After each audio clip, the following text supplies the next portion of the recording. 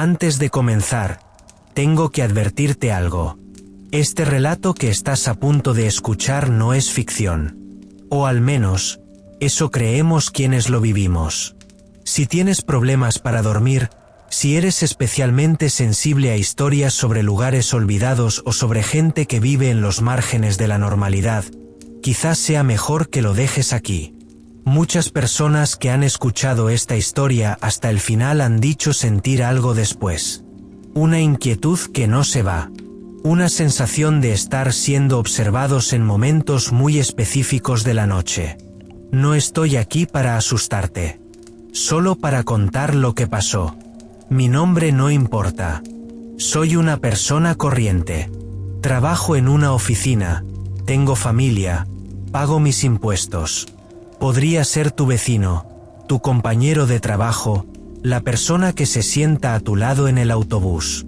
Nadie vería nada extraño en mí. Pero hace 5 años, algo me cambió. Algo que vi, que descubrí, que aprendí a no mencionar en voz alta. Todos los testimonios que compartimos en este canal llegan así, a través de correos, de mensajes anónimos, de personas que sienten que necesitan hablar, que necesitan que alguien más sepa, aunque sea para darse cuenta de que no están solos, que otros también vieron cosas, que otros también dejaron de dormir bien después. Esta es una de esas historias. Es la historia de cómo descubrí que mi vecina era bruja. Y cómo esa verdad me persigue aún hoy. Pero antes de que empiece a contarte los detalles, necesito que entiendas algo. En esta historia, el miedo no llega con violencia. Llega de forma lenta, silenciosa, como el frío que se cuela bajo una puerta cerrada. Y cuando menos te das cuenta, ya estás dentro de la oscuridad. Así que te pido una cosa.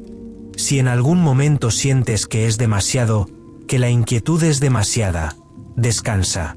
Respira. Pero vuelve. Porque lo que pasó después cambió todo. Vivo en Castilla y León. O vivía. Ahora paso menos tiempo allí. Fue en un pueblo pequeño.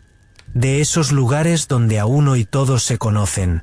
Donde los ancianos saben el nombre del padre de todos. Un pueblo blanco, con calles empedradas, iglesia de piedra gris, y esas casas que parecen estar siempre observándote desde sus ventanas. Bonito, en realidad. El tipo de lugar donde imaginas que nada malo ocurriría jamás. Yo acababa de terminar mi carrera. Arquitecto. Había vuelto porque mi padre enfermó. Nada grave, solo una cuestión de estar cerca. La casa de la infancia seguía desocupada la mitad del año, así que decidí quedarme. Trabajar desde el ordenador, hacer proyectos pequeños para constructores locales, diseños de reformas. Era una vida tranquila, predecible, exactamente lo que necesitaba en ese momento. El pueblo tiene unos 1000 habitantes. Quizá 1200. El tipo de comunidad donde ya sabes qué esperar del día siguiente. Por la mañana, café en la plaza. Al mediodía, comida en casa. Por la tarde, paseo. Televisión. Cama. Así, una y otra vez, hasta que se convierte en la normalidad. Conocía a casi todos. O al menos, sus caras. Excepto la de ella. Mi casa está en la calle Castilla, la que sube hacia la parte más antigua del pueblo. Frente a la mía, cruzando la calle, estaba la suya. Una casa colonial, de esas que datan de hace 200 años o más. Piedra oscura, persiana de madera en las ventanas. Un portón grande, rojo, que nunca parecía completamente cerrado. Y un jardín. Un jardín que no parecía mantenerse con las técnicas normales de la jardinería. Había plantas allí que no reconocía. Plantas trepadoras de tallos gruesos que cubrían parte de la pared. Flores negras, casi violetas. Hierbas silvestres que crecían en patrones que parecían demasiado ordenados, demasiado intencionales. Mi padre, Cuando pasábamos por allí, cambiaba de acera. No decía nada, pero lo notaba. Pasaron 2 meses antes de que la viera. Fue en octubre. Me acuerdo porque había ido a comprar verduras al mercadillo que se monta los viernes en la Plaza Mayor. Llevaba una bolsa de papas, tomates, cebolla. Estupideces cotidianas. Y cuando subía por la calle Castilla, la vi por primera vez. Estaba en su puerta, abriendo el portón rojo. Era una mujer. No diría que joven, pero tampoco parecía vieja. Tenía esa edad que es difícil de precisar. Pelo largo, gris o blanco, no estaba seguro. Lo llevaba suelto, cubriendo parte de su cara. Ropa oscura, a pesar del calor que hacía aún. Y las manos, sus manos eran grandes, con las venas muy marcadas, y llevaba anillos. Muchos anillos. En cada dedo. Levantó la vista justo cuando pasaba por delante. Me miró directamente. No me sonrió. No hizo ningún gesto. Solo me miró. Y fue suficiente para que algo en mi estómago se contrajera. No sé cómo explicarlo mejor.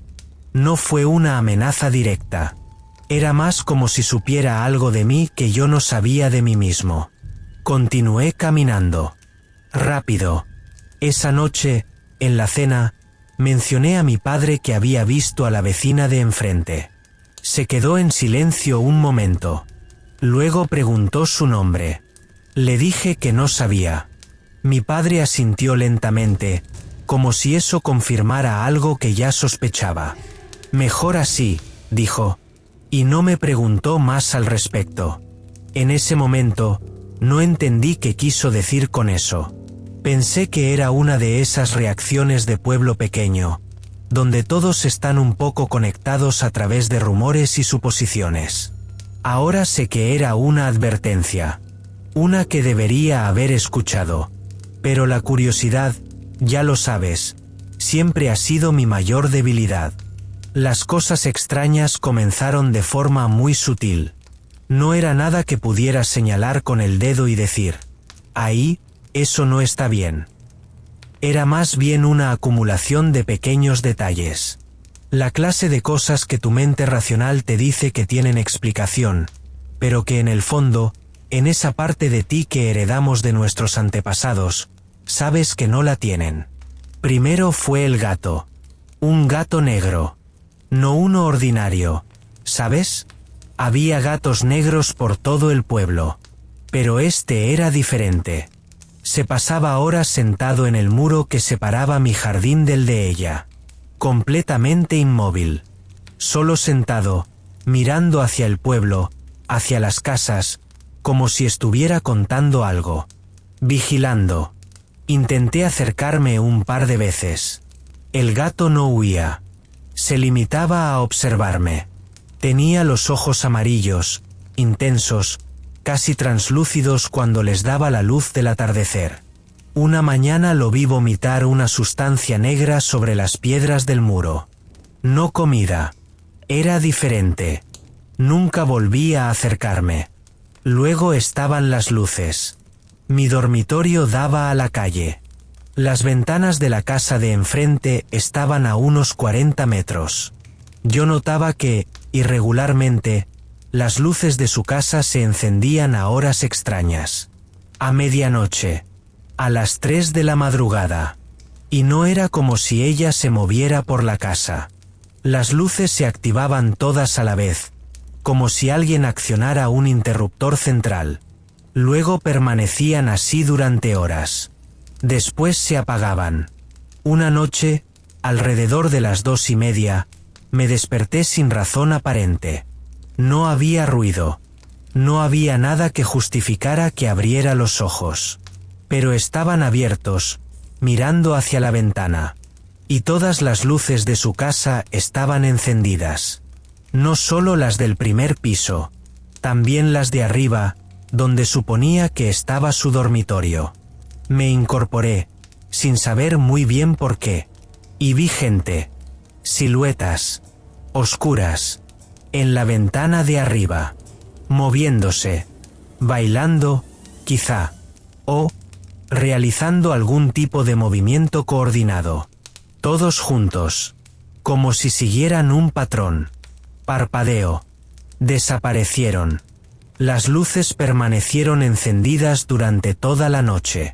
Cuando salió el sol, se apagaron gradualmente, como si alguien las estuviera bajando lentamente. Oscuridad, oscuridad, oscuridad. En ese momento no le di importancia. Bueno, eso no es verdad. La verdad es que intenté no darle importancia. Hay una diferencia. La verdad es que bajé las persianas. Y me volví hacia el lado de la cama donde no podía ver la ventana. Y traté de no pensar más en ello. Pero no podía dormir. Simplemente no podía. Los días que siguieron fueron normales. Demasiado normales. Y eso era lo extraño.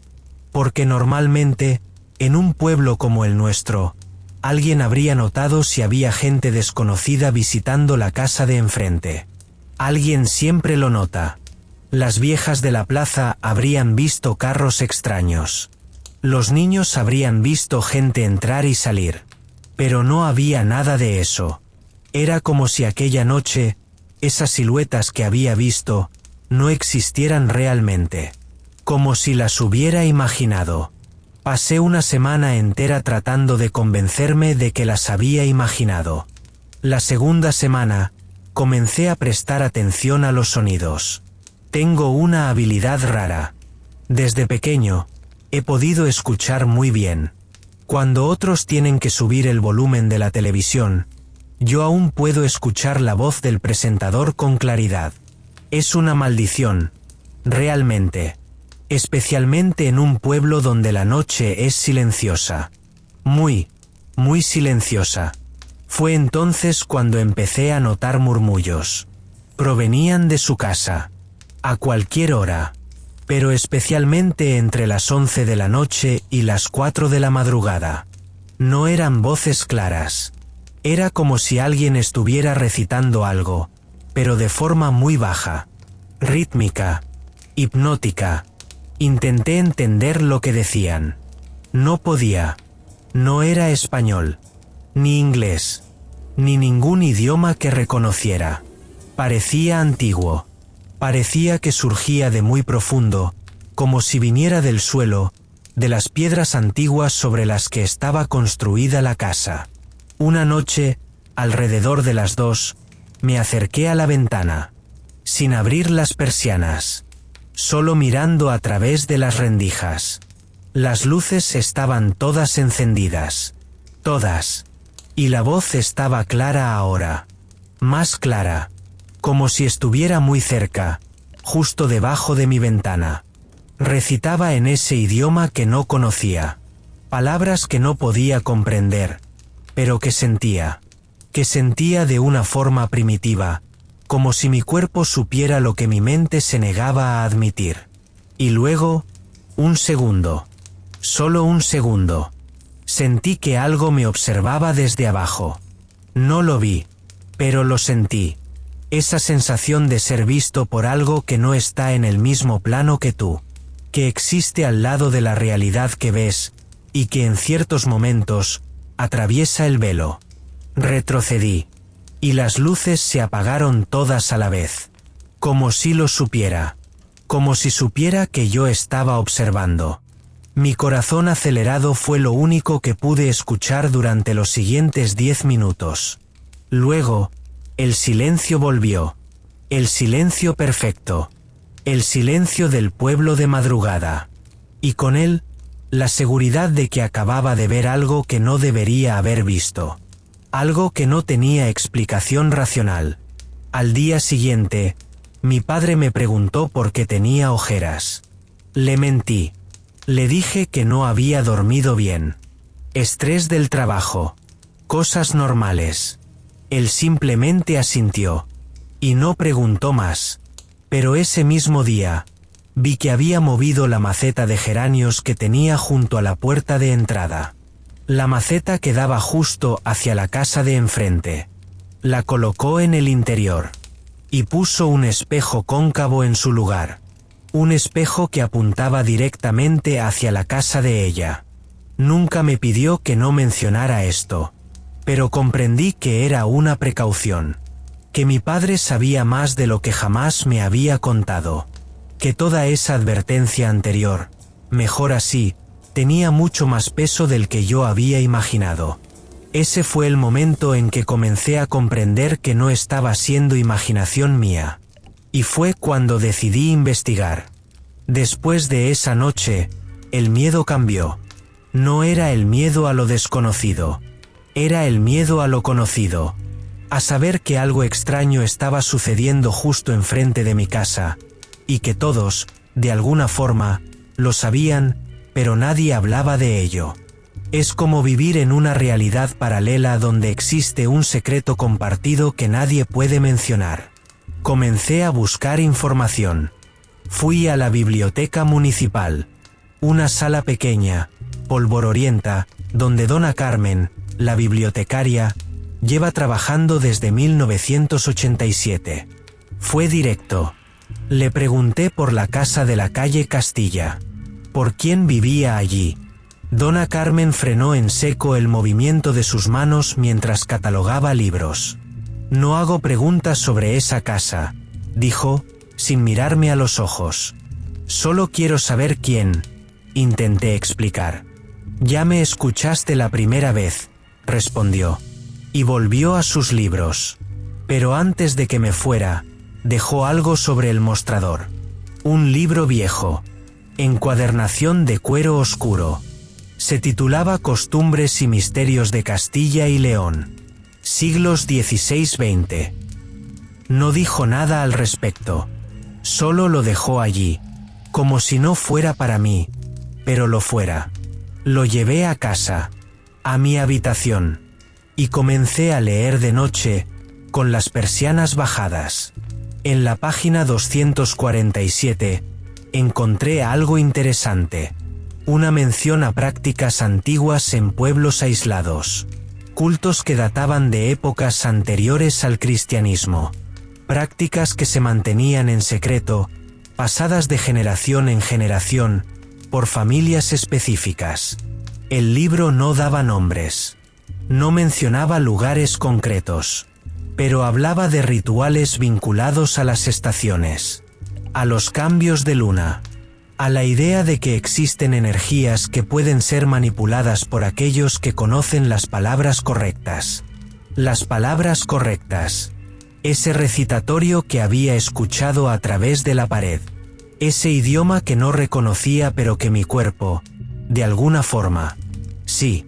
Pasaron días, quizá una semana, y entonces, todo se aceleró. Fue en un jueves.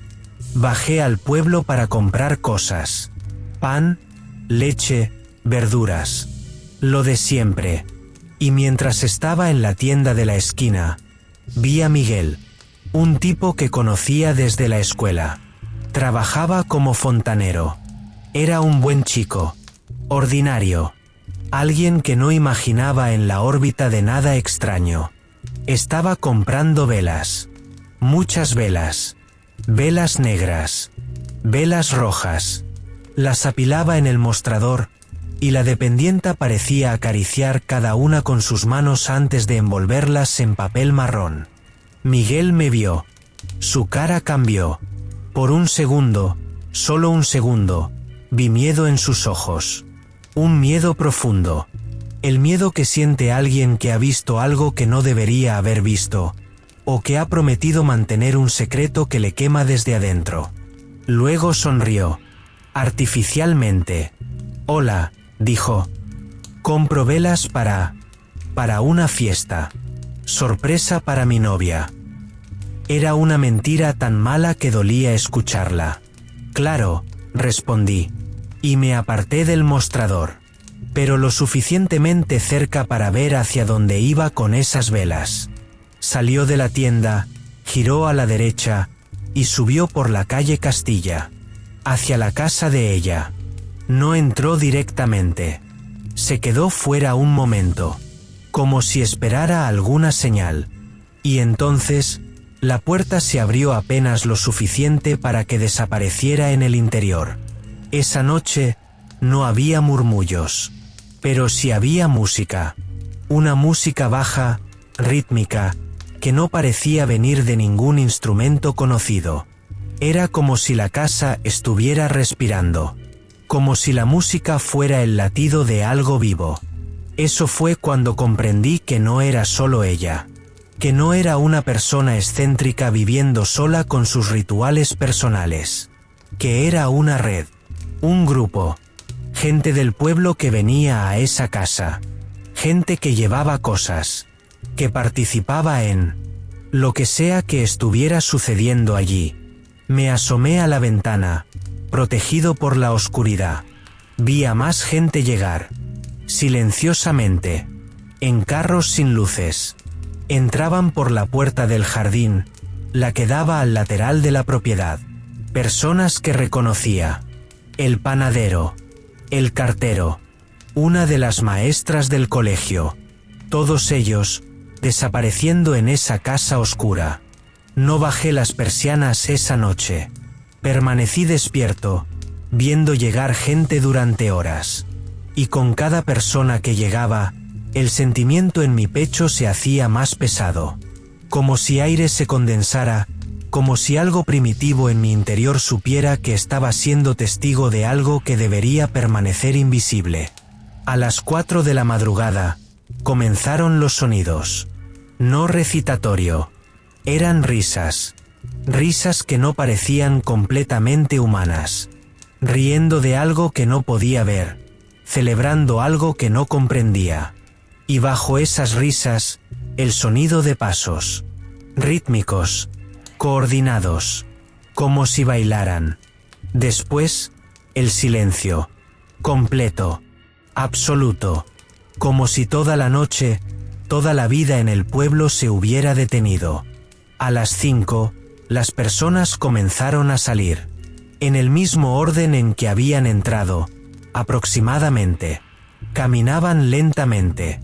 Algunos de ellos se tocaban la cara, como si estuvieran desorientados. Otros simplemente miraban hacia adelante, sin parpadear, como sonámbulos. El último en salir fue Miguel. Se quedó en el umbral de la puerta durante un minuto entero, mirando hacia atrás, hacia el interior de la casa. Y entonces, algo más se asomó detrás de él. Una silueta. Una figura femenina. El cabello largo, gris. Los anillos brillando bajo la luz que no provenía de ninguna parte. Ella le puso una mano sobre el hombro. Miguel se estremeció. Y entonces, ella lo miró.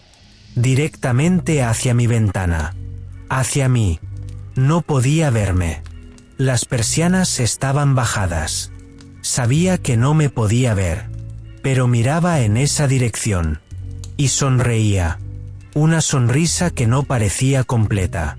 Que parecía como si su boca estuviera hecha de algo que no era totalmente carne. Cerré las persianas con tanta fuerza que una de las láminas se rompió.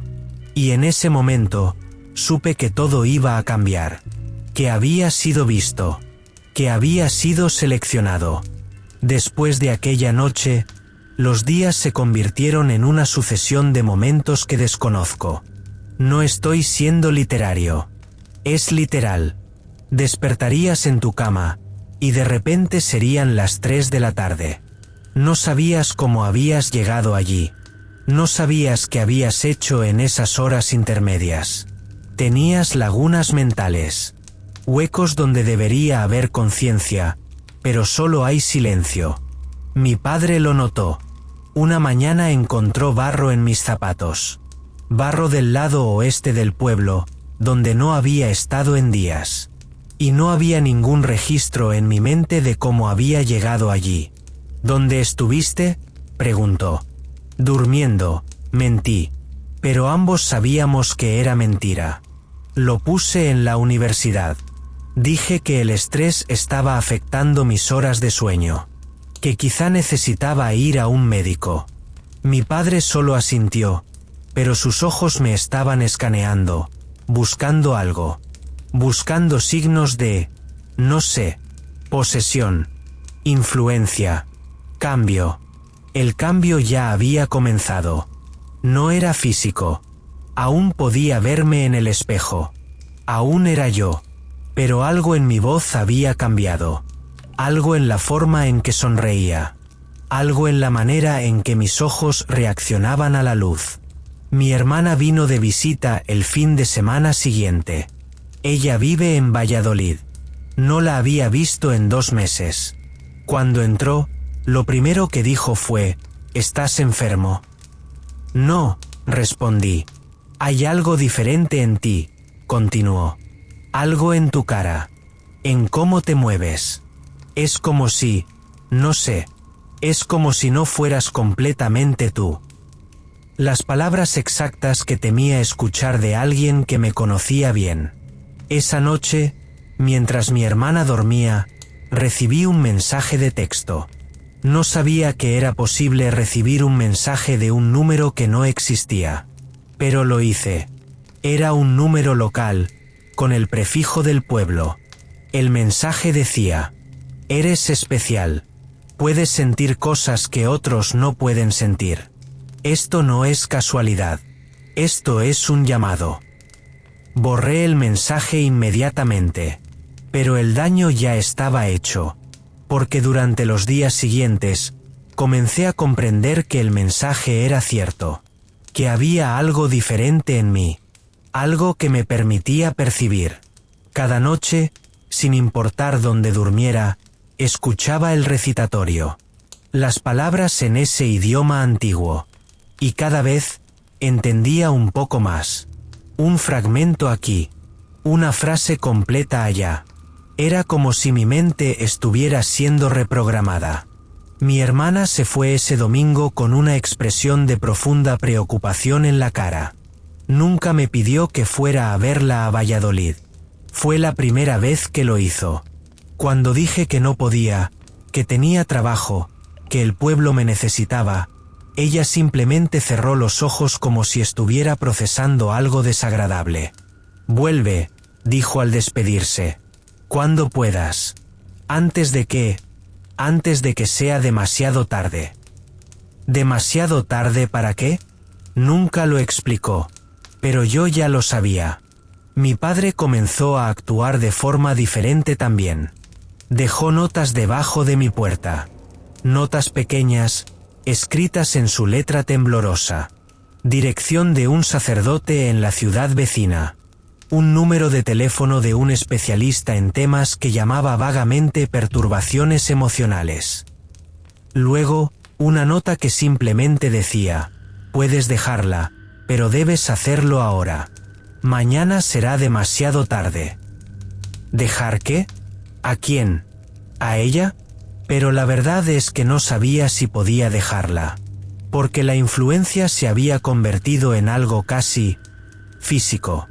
Ciertas noches, cuando bajaba al pueblo a comprar algo, la gente se apartaba de mi camino. Me miraban. Pero era una mirada diferente a la que habían lanzado a la vecina cuando llegó. Era una mirada que decía, se está convirtiendo. Un domingo, fui a la iglesia. Mi padre y yo nunca éramos particularmente religiosos, pero ese domingo sentí la necesidad. La necesidad de estar en un lugar donde el aire pareciera diferente. Donde las cosas antiguas y poderosas vivieran en las paredes de piedra. El sacerdote era un hombre joven. 35 años, aproximadamente. Tenía los ojos cansados. Le conté parte de la historia. No toda. Lo suficiente para que comprendiera que algo extraño estaba sucediendo. Se quedó en silencio durante mucho tiempo. Luego dijo, ¿sabes qué es lo más aterrador de las antiguas prácticas? Que no son prácticas en absoluto. Son acuerdos. Pactos que se remontan a generaciones. Que simplemente persisten. Y las personas que las llevan a cabo no son malas personas. Solo son personas que heredaron algo. Una deuda. Una obligación.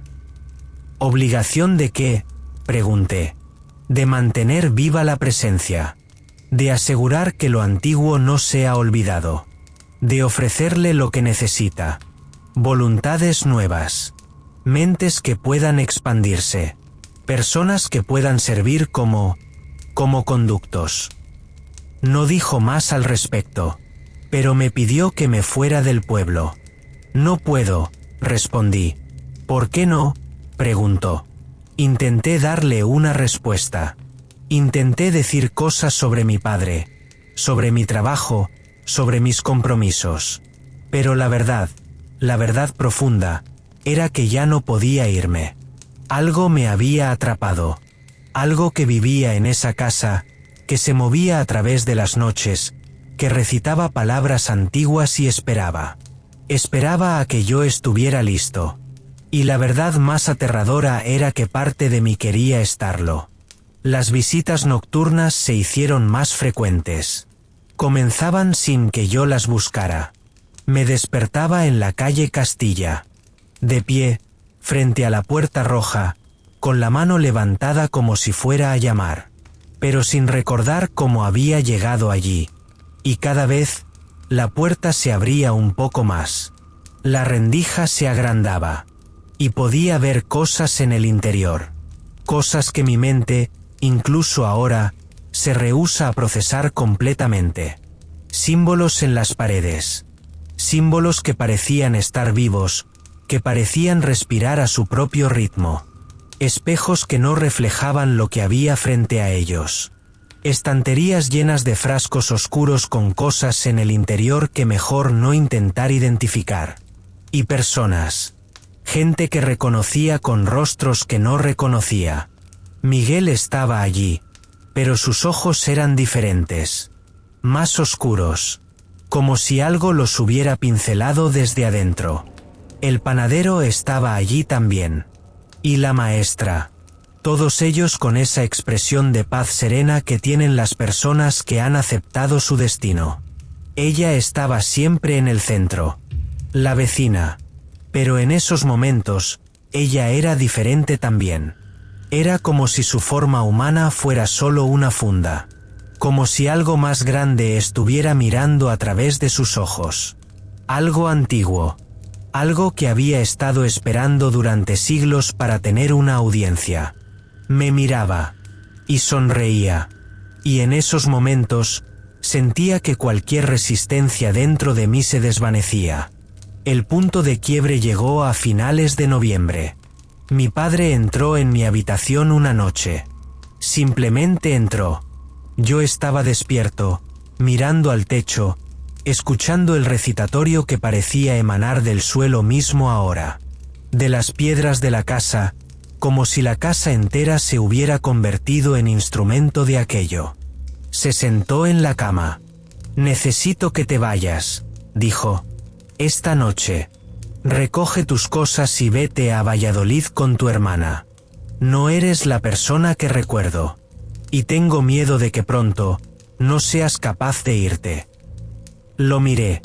Y por un momento, solo un momento, sentí un golpe de realidad. Un recordatorio de quién había sido. De la vida que había vivido antes de todo esto. «No puedo», murmuré. Mi padre cerró los ojos. Como si hubiera estado esperando esa respuesta, pero aún así, le doliera escucharla. «Entonces he perdido a mi hijo», dijo simplemente. Se levantó. Camino hacia la puerta. Y justo cuando estaba a punto de salir, se giró. Si en algún momento sientes que todavía hay algo de ti en esa persona que estás viendo en el espejo, vete. Aunque sea de madrugada. Aunque sea sin nada. Solo vete. Porque cuando eso sea del todo consciente, cuando haya aceptación total, no habrá vuelta atrás. Luego se fue. Y esa fue la última conversación coherente que tuve con mi padre. Los días siguientes, el pueblo cambió. O quizá fui yo quien cambió. Y ahora percibía el pueblo de forma diferente.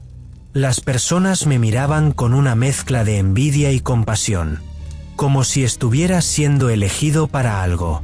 como si fuera a unirme a un grupo que existía en los márgenes de la realidad normal.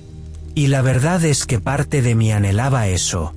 Anhelaba la comprensión que veía en los ojos de Miguel, la paz que parecía envolver a la maestra, la certeza que irradiaba el panadero, una certeza de que hay más en la vida que trabajo, pagar facturas y morirse en un lecho de hospital. Una noche, exactamente una semana después de esa conversación con mi padre, recibí una visita. No fue sorpresa. Lo esperaba.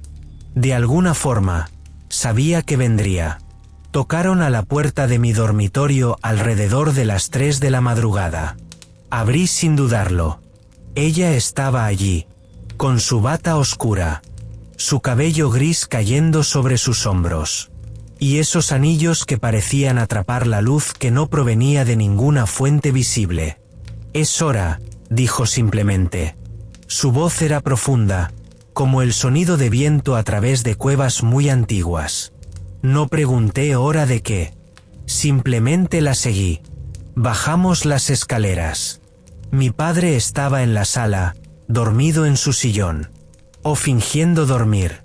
Sus ojos estaban cerrados, pero había una tensión en sus mandíbulas que me dijo que estaba completamente consciente. Que estaba permitiendo que esto sucediera. Cruzamos la calle. La puerta roja se abrió antes de que tocáramos. Adentro, todo era diferente a como lo había imaginado. Las paredes no eran paredes ordinarias. Parecían estar hechas de algo que se movía, que fluctuaba entre lo sólido y lo translúcido. Las velas estaban en todas partes, pero sus llamas eran negras. No proporcionaban luz, sino que parecían absorberla. Y los símbolos que había visto antes estaban en todas partes. En el suelo, en el techo, incluso en el aire, como si estuvieran tejidos en la estructura del espacio mismo. Las personas estaban allí, todas ellas. Miguel, el panadero, la maestra, otros rostros que reconocía, pero cuyos nombres se me escapaban. Y otros, rostros completamente nuevos. Personas que quizá no eran del pueblo, que quizá ni siquiera eran de esta época. Se abrieron en un círculo. Y en el centro había algo. No puedo describirlo completamente. Mi mente se rehúsa a procesar eso completamente, incluso ahora. Pero intenta imaginar una forma que es simultáneamente inmóvil y en constante movimiento. Una sombra que tiene peso. Un sonido que puedes ver. Una presencia que ocupa espacio, pero que no existe en ningún espacio que comprendamos. Eso era lo que había en el centro. Y ella, la vecina, se arrodilló frente a ello. «He traído un nuevo vehículo para la comprensión», dijo. Su voz no era solo su voz. Había múltiples tonos en ella. Múltiples personas hablando simultáneamente a través de sus labios. La forma en el centro giró. Si es que puede girar algo que no tiene forma definida. Y me miró. Sentí como si me desgarraran desde adentro. Como si todo lo que yo era, todas mis memorias, todos mis pensamientos, todos mis pequeños miedos y sueños, fueran examinados bajo una lupa infinita. Era como estar completamente desnudo frente a una inteligencia que existía hace miles de años. Una inteligencia que consideraba la existencia humana de la forma en que nosotros consideramos a las bacterias. Y luego, extrañamente, sentí paz. Fue como si esa inteligencia, después de escanearme completamente, hubiera decidido que valía la pena, que podía ser un recipiente apropiado. Comencé a avanzar. Hacia el centro. Hacia esa cosa. Hacia mi propio borramiento. Y entonces escuché una voz. No la voz de la vecina. No la voz del pueblo. Una voz que reconocía. La voz de mi hermana. Gritaba mi nombre. Gritaba desde arriba. Desde el mundo real. Desde el lado de la existencia que hacía horas parecía tan lejano. Y en ese grito, vi una veta de resistencia. Una grieta en el hechizo. No sé de dónde vino la fuerza, pero me giré. Corrí hacia la puerta. La vecina intentó detenerme. Su mano, más larga de lo que debería ser posible, se extendió hacia mí. Pero en ese momento, algo más sucedió. El espejo cóncavo que mi padre había puesto en la entrada de nuestra casa, ese espejo que apuntaba hacia la casa de ella, reflejó la luz de un carro que pasaba. Una luz ordinaria, mundana, natural. Y eso fue suficiente. La forma en el centro chilló. Un sonido que no debería poder producir nada vivo. Las velas negras se apagaron. Las paredes comenzaron a solidificarse. El hechizo se rompió. Salí corriendo. No recordaré cómo llegué a la calle. Solo sé que mi hermana estaba allí. Ella había venido a buscarme sin que yo le pidiera.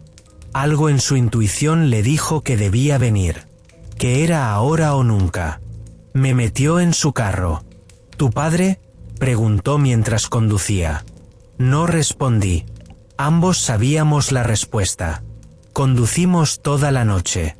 Alejándonos del pueblo. Alejándonos de Castilla y León. Hacia Valladolid. Hacia una realidad donde los símbolos no se mueven en el aire. Donde las voces antiguas no recitan en la oscuridad. Donde tu vecina es solo una vecina. Pero incluso ahora, 5 años después, en esos momentos entre el sueño y la vigilia, puedo escuchar esas voces. Puedo sentir esa presencia, esperando en los márgenes. Mi padre falleció 6 meses después de que me fui del pueblo. No de causa natural. No exactamente. El médico dijo algo sobre fallo orgánico múltiple. Pero cuando vi el cuerpo, antes del funeral, había algo en su cara.